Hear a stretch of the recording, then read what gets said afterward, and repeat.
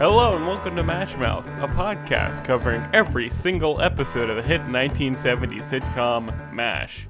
I'm Ethan. And I'm Vanessa. Alright, Ethan. So, in honor of the Oscars being this past Sunday when this episode comes out, I just wanted to talk about the MASH film at the Oscars, because we've referenced it a couple of times, but I don't think we've ever talked about how many things this movie was nominated for, and it's honestly kind of crazy. So MASH was nominated for Best Picture, Best Director for Robert Altman, Best Supporting Actress for Sally Kellerman, who just passed away, as we had said, and Best Editing for Danford B. Green. And it won Best Adapted Screenplay by Ring Lardner Jr. That's a name. Yeah, right? I thought that even though it didn't sweep the Oscars like it was expected to, I thought it was pretty cool that it was nominated for so many and that it won Best Adapted Screenplay. So the MASH movie nowadays is weird because it kind of doesn't hold up, but also when you watch it, you're like, oh, so this is an influence on a lot of things. Like, apparently there just wasn't a film that was that kind of like episodic and structured like that. Like, it broke new ground. It had something to say about the military and, like, you know, using Korea to, you know, comment on Vietnam like the show did. So there wasn't anything really like it when it released. It was a defining film that, like, was just this enormous thing and that made so many people's career. It made Robert Altman's career. But you watch it today and you're like, oh, this is kind of racist. Oh, this is kind of homophobic. Oh, this is kind of boring and slow. Oh, I don't know how to feel about this. That's my abridged thoughts on the MASH movie. We're, of course, going to talk about it one of these days, like, in full. But I'm very interested to what your reaction's going to be. Yeah, and like I said, I've seen the MASH film before. I don't really remember it too much because I was pretty young when I saw it because I was watching the show at 11, so I must have seen the movie at like 12 maybe, so what do I know? You're like, there's a movie? I just think it's really crazy how this great, fantastic show was spurned out of this movie that, you know, didn't win Best Picture, but was very influential.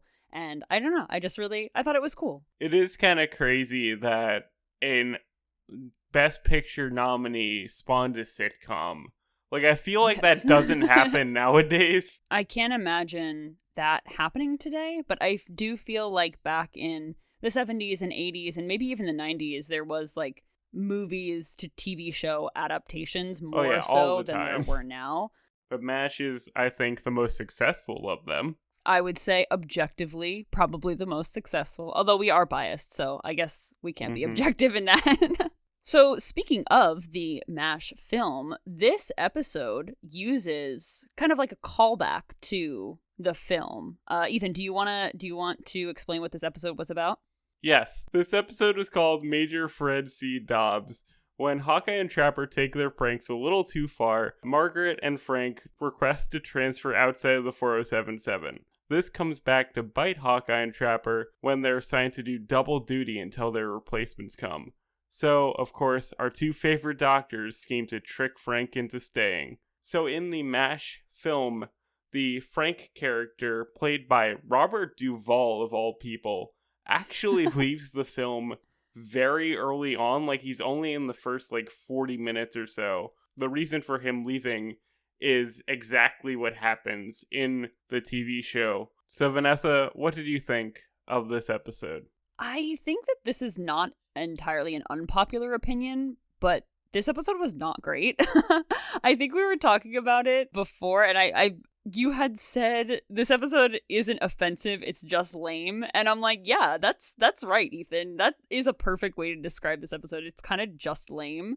And we'll get into a little bit more, but like I said, it's not an unpopular thing to say. I think this is well hated in the MASH fandom. Yeah, I don't know what it was about this one, because a lot of the other ones that we disliked had something that was like, oh, that should not be there. But there wasn't even anything super, like, controversial or dated in this one. It just kind of wasn't there comedically. Did I tell you that Jacob showed his girlfriend the episode Edwina, which we hated. And that was her first exposure to MASH. Oh no! And she just like texted our group chat that we're all in, saying that she hates Hawkeye and Trapper. They're just a bunch of perverts. And I'm like, Jacob, you fool! You showed her the worst episode to start off with. Oh my god. Yeah, and then imagine watching Edwina and then watching this episode. It's just like, you could never like Hawkeye and Trapper if that's the case. But like, they get better, I promise. So yeah, this episode just kind of doesn't work. And it kind of doesn't work right off the bat because Frank starts out so unlikable. He's just being so mean to this random nurse for like no good reason. It wasn't a good foot to start on because it wasn't even like funny berating. Yeah, I just can't believe that we open up with this episode basically being the reason, like the plot line of last episode of Frank just being a massive jerk, and like objectively worse than last episode too. Like what he said to this nurse was so terrible. He made her cry. I was so angry in this opening scene. Oh yeah. First of all, when this episode started, I was like, did I just replay last week's episode? That's how similar the openings kind of are, with Frank just kind of going on a tirade. And I thought it was weird that this was like our first black nurse that we've seen in the show. I have something to say about and that. Also, Frank was going off on her. It felt very, very pointed on his part. This also contributed to how mad I was. And this is kind of like me reading into it from a 21st century standpoint. But, you know, the show definitely wasn't, I don't think, trying to comment on race and whatnot in this particular scene. I don't think they're trying to say that Frank's a racist person with this opening. But it was such racism on Frank's part, like to be like, this nurse is completely incompetent and I don't want her at my table. And this is like the only black nurse in the outfit at this point. And to have her be treated like this by Frank when, like I've said before, no compulsion for women to like sign up for the draft. Like women completely have to volunteer their time and service to the military, and especially during the 1950s when there was Jim Crow and segregation, and this woman still was patriotic enough to volunteer to join the military and then to be treated like that by Frank Burns, ferret face Frank Burns. No, bullshit. I was so angry at 8 o'clock this morning when I was watching this episode. So mad. I love your passion, and I agree. Like, she was legit crying, and it was like so legit made me feel bad. Yes. And then Hawkeye and Trapper go to cheer her up, and like even that like kind of put me off because the example they use is unfortunately a dated slur for Romani people. So I'm like, great. Oh, yeah. Well, this fun story is technically also racist, even though it kind of wasn't at the time. They were like trying their best, but still they had the accidental racism in trying to cheer this woman up, and it was just so ouch. So early in the morning for me too. And again, this episode isn't offensive. Like we don't dislike this one because he was like mean to a black woman. It's just kind of boring after that. Like it doesn't really come together. That was honestly, as much as I was mad at this scene, this is honestly the most interesting thing that happened in the entire episode, in my opinion. So after this, Hawkeye and Trapper decide to get back at Frank by, pranking him. And the first prank that they do, I thought was insane because they put a cast over his arm and like put a hook for a hand and like, here's your scalpel, buddy. Your hand's just a scalpel. Get used to it. That was the idea of the prank. But it made me say, like, Frank can really just sleep through anything, huh? Yes. Like, I don't know if you've had a cast put on, but the plaster they use is hot. Like, it's not something that you could just randomly sleep through unless you're drugged. It's not a comfortable situation. So I'm just like, Frank is just a guy who's, like, in a coma every time he goes to sleep. No, seriously, I said that as well when I was watching the episode, and in the episode, Frank gets mad, goes to Henry, and says, look what they did to me, look what they did to me. Frank recounts some things that Hawkeye and Trapper did to him in the past while he was sleeping, like putting his bunk like 12 feet off the ground and putting his hand in warm water. And also, let's just bring it back, they stole Frank's blood when he was asleep. So, like, he sleeps through everything. Everything. So, what I thought was really funny about these flashbacks when he's describing the story, or describing what they did to him, they were, like, full-on, like, Family Guy cutaways, and I didn't know that they did that in the 70s. It kind of caught me off guard to have this kind of rhythm to it. Yeah, I thought that was really funny, and just the fact that Frank was so mad about it was hysterical. And this kind of drives the main plot of the episode, where Frank says, Henry, I've had it. I want to transfer. I'm requesting a transfer. And Henry is so against it at first. And then he's like, well, I guess I can't do anything about it. Oh, well. So Frank burst in while Henry's at the dentist. And apparently they have a dentist just on site, which I guess you would need, but I never thought of that. And, when somebody's screaming at you when your mouth is being worked on, you're just going to say anything to let them go away, aren't you? That's true. So that's kind of why he gets a transfer, is that, like, Henry's just like, whatever, leave me alone. And then afterward, Hawkeye and Trapper broadcast Frank and Margaret's date to the entire camp. They record it, and they're just kind of saying this, like, soap opera-y dialogue to each other. And this is borrowed from the film, like we said earlier. But in the film, it's much more explicit. Like, they're very much broadcasting their sort of intimate moment with each other to the entire camp. So in the movie, it kind of makes more sense why this is so upsetting to Frank and Margaret. Where in the show, because it's PG and they have to, like, skirt around some stuff. Like, I get that it's embarrassing to have your date be, like, broadcasted like it's a soap opera. But it's also, like, it didn't feel like it would be the final straw. Yeah, so just to provide a little bit of context, after Frank basically gets the okay from Henry that he can transfer, he tells Margaret that he's going to be transferred, and it's kind of their confessions of love for each other, and it's really sappy and kind of dumb and stuff like that, and it is embarrassing because it's kind of pathetic.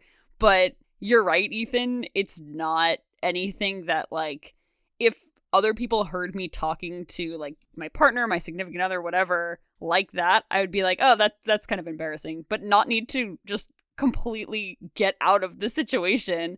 And that spurs Margaret to also request a transfer because she's publicly humiliated. And even though it was mean, I don't necessarily think that she would have needed to transfer because of that. And also, we'll get into this later, but apparently a lot of the cast, like, didn't like this episode because they felt it was out of character. And with this, I felt that with Margaret, actually, because when Frank says that he's leaving, she immediately assumes that it's her fault. And that just felt very strange to me. Like, I get it. This is very early stage Margaret. We're not, like, where she's, like, a fully realized person yet. But her being so immediately like, oh, I screwed up our relationship, so that's why you're leaving the military base that we both work on. It just kind of felt like she wouldn't do that. I don't know. Maybe I'm giving her too much credit at this point, but it felt very strange to me. Yeah, I think that it's more in character for her early in the season, but I agree where it's like she immediately thinks it's her is kind of weird. I will say I watched this episode a couple of weeks ago on MeTV, my favorite TV channel. And when Frank comes into her tent and tells her that he's transferring, her line is, "Have I done something to displease you?" And when my mom and I were watching it, automatically we both went, ugh, oh my god. Yeah, that is such a bad line. Whoever wrote that, oof. I would be more humiliated if someone heard me say that to someone. Yeah. Ugh. But I do kind of get it, though, where she puts in for the transfer, where it does kind of make sense, because it's kind of her and Frank against Hawkeye and Trapper. And if Frank's not there, I can understand why she'd be like, all right, I'm out too. Bye, guys. Because why would you want to deal with Hawkeye and Trapper being mean to you alone? You know what I mean? But yeah, I get that, but it was also just kind of weird. Not to say this episode is horrible, but it just kind of lost me at a certain point where I was like, yeah okay, I'm kind of done with this. Like, Hawkeye and Trapper are like, woo, Frank's leaving. This is awesome. We're having a great time. And then Henry sticks them with, like, double shifts, so they have to make up for the loss of Frank and Margaret. And that's what makes them be like, oh, we have to get him back. It's such a weak conflict where it's like, oh no, we have to do more work. Let's concoct a whole scheme about fake gold to get this man back. I think there's a point in time where something comes along of, like, Frank is thinking about leaving again or something like that. And it's just handled in such a better way where Hawkeye and Trapper or whoever is there, essentially, they say, oh, well, we have to keep Frank here because what if whoever comes to replace him is 10 times worse than he is? And they didn't do that for this storyline. This just was like, oh, I don't want to do extra work, so... It just made them feel like they're more lazy than they actually are. Yeah. Yeah, nobody likes more work, but they're also still professional doctors. Like, they're gonna deal with it because that's just kind of the job. And how they schemed to get Frank back was just so cartoony to me. It was just so simple because during this, Radar is like, did you know there's gold in Korea? I looked it up in the library. I don't know where he gets information from. He's like, there's gold in Korea. And it's just like fool's gold. It's pyrite, which made Radar feel more dumb than he actually is. Also, by the way, I feel like he's a smart boy. I feel like he kind of knows what's up with fake gold, but he's like, no. This is it. So then they take that and they use the fake gold to be like, hey, Frank, you should stay because there's gold. Not in so many words. So what Hawkeye and Trapper do is... they kind of put this whole scheme into place of fake going out and finding gold, and then while Frank is asleep, they stage this whole conversation between the two of them and say, oh, we're gonna be rich, we're gonna buy Frank's country club and kick him out of it. I thought that was kind of funny that they said that. But it's meant to kind of put Frank on this track that there's gold near our camp, and there's so much of it that if I get it, I'm going to be extremely wealthy. Kind of playing off of this idea that Frank is a really greedy, money-hungry person. And I feel like that kind of tracked for Frank. Like, that felt pretty in character. Because Frank is very materialistic. But also, like you said again, just the way that they kind of went about it was very cartoony and dumb. And I just felt like, okay, great. This was like the most sitcom-y. Like an old sitcom that the plotline of this show is like felt in a while. Yeah, I agree with that. I also think that like Frank is a doctor, and even though, so what they do is they steal Henry's gold filling to kind of throw Frank on the track that there's actual gold and it's not just fake gold. And then he goes and he digs for the gold and it's fake gold. And I feel like if Hawkeye and Trapper knew, like, Frank would probably know as well, right? That just by looking at this gold, it's not real. Like, granted, it was dark, but even so, it's still, I can't believe that Frank is really that stupid. You know, I don't know. It just didn't really work for me. Like, with the dumbness of it, they make a joke saying, like, oh, Radar doesn't know what fake gold is. He's got the IQ of a houseplant. And then they're like, oh, well, Frank's just a little bit dumber than that. And I feel like that was way too simplifying of both of them. I feel like they're both not that dumb. Yeah, like, how can you be? You know what I mean? And plus, like, Pyrex doesn't... Right? It's Pyrex? Pyrite? Pyrite is all right with me. That's how I remember it. Yeah, I was thinking of Pyrex, like, Tupperware dishes, I think. So anyway, Frank, after he thinks he finds this gold, he goes back to Henry's tent, wakes him up in the middle of the night, and says, I'm yours. I'm not leaving. Rip up my transfer orders. I'm not going to transfer. He goes to Margaret the next morning and he says, Margaret, I'm not transferring. There's gold. Like, I found gold. I'll show you. And it's revealed that it's fake gold. And I don't know if you noticed in the episode, everything was kind of like painted this gold color. Like the loudspeaker that kind of like brought attention to the fact that there was fake gold and it wasn't real, was painted gold. Hawkeye and Trapper zoom by in a Jeep that's painted gold. I did not realize that. You didn't realize that? No, I was so checked out at the end of this. I'll be real. Oh my god, that's so funny. I was like looking at other things on my computer while the end of the episode was playing. Oops, I'm a bad podcaster. Oh my god. Should have paid attention. That is actually so funny. But yeah, so everything's painted gold to like indicate that Frank's an idiot. Hawkeye and Trapper were just scheming away. Frank Burns really showing his like Mr. Burns in this one, where he's just very money hungry to a cartoonish fault. It was bizarre. What I thought was so funny though was you could see it on Margaret's face. Like, she was so irritated with him, and I like to believe that in universe he just like didn't get it and she had to explain it to him afterwards. And I liked that part of it as well because it was kind of funny. But yeah, so I think it's funny also that you didn't notice. I feel like a real Frank Burns right now, just like just like a pile of wet cement. That's what I am right now. That's hysterical.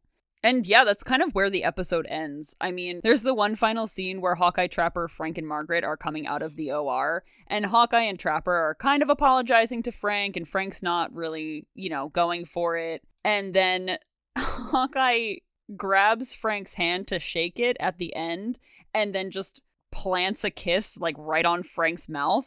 And I did laugh at that, but it was not nice as well.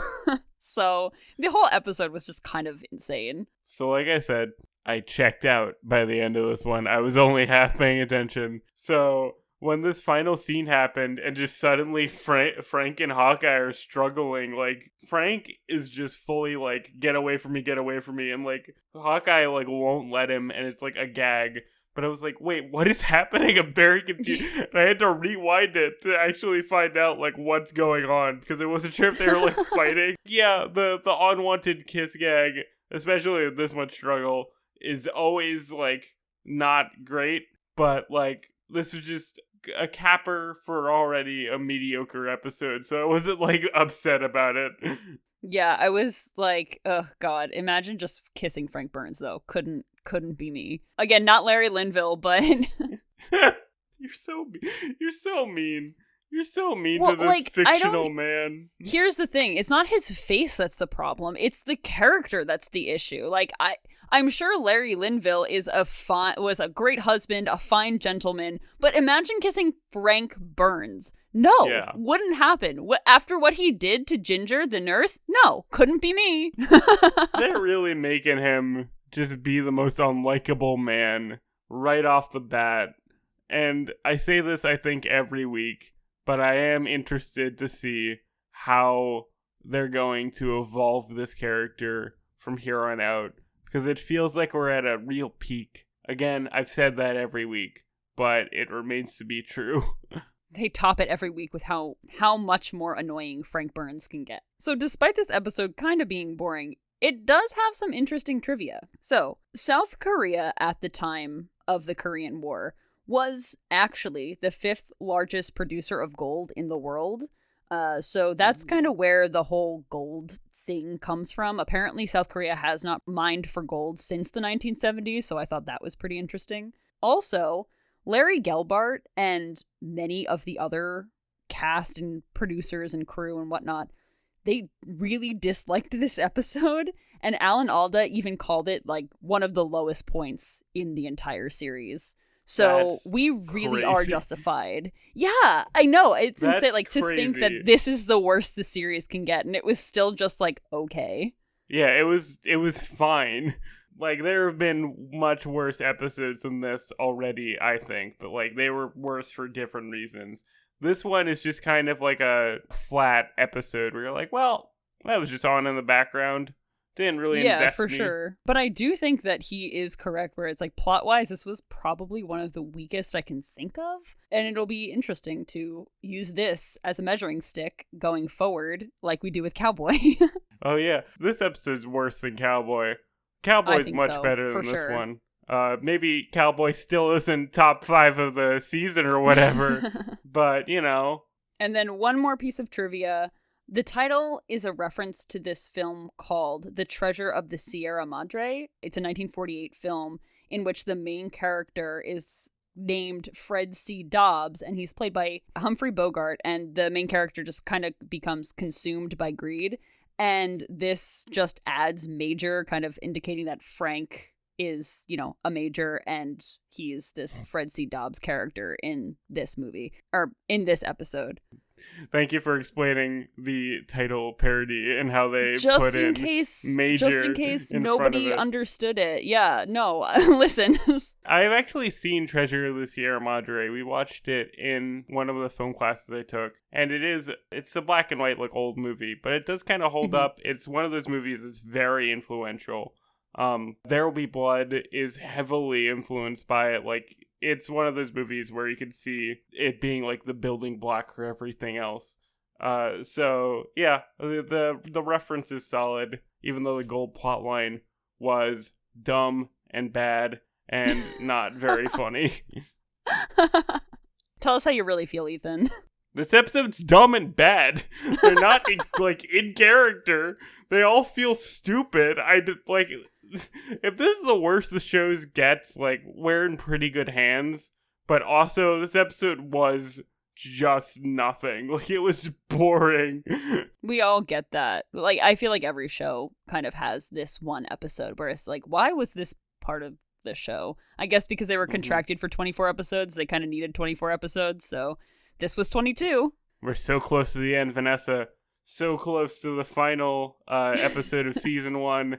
I can taste it. I hope the finale's, like, good. Because with these older shows, you never know. They didn't, like, put stock into season finales like they do now.